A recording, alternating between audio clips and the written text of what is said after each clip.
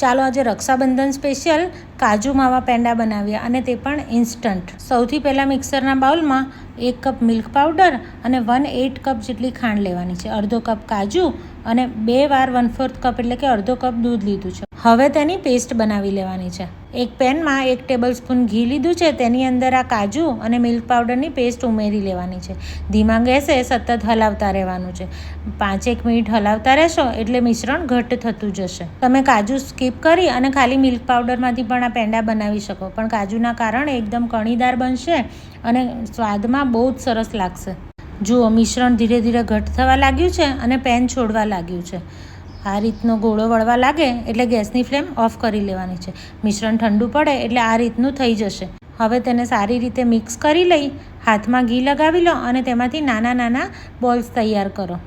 હું અત્યારે પેંડાના શેપમાં બનાવી રહી છું. તમે આમાંથી રોલ કે પછી કાજુ કતરી ટાઈપનો શેપ પણ આપી શકો છો. એકવાર જો તમે આ પેંડા ચાખશો તો તમને વારંવાર બનાવવાનું મન થશે અને ઘરમાં રહેલી સામગ્રીથી ફક્ત 10થી 12 મિનિટમાં બની જતા પેંડા તમને બનાવવામાં કંટાળો પણ નહીં આવે. હવે બનાવેલા બોલ્સ પર આંગળીથી આ રીતે ખાડો પાડી લેવાનો છે. મેં કેસરના તાંતણા અને પિસ્તાની કતરણથી ગાર્નિશ કર્યા છે. તમે ફક્ત ઇલાયચી પણ મૂકી શકો. તો તૈયાર છે ઇન્સ્ટન્ટ બની જતા કાજુ માવા પેંડા. રેસીપી ગમે તો લાઇક, શેર, કોમેન્ટ કરજો. Thank you.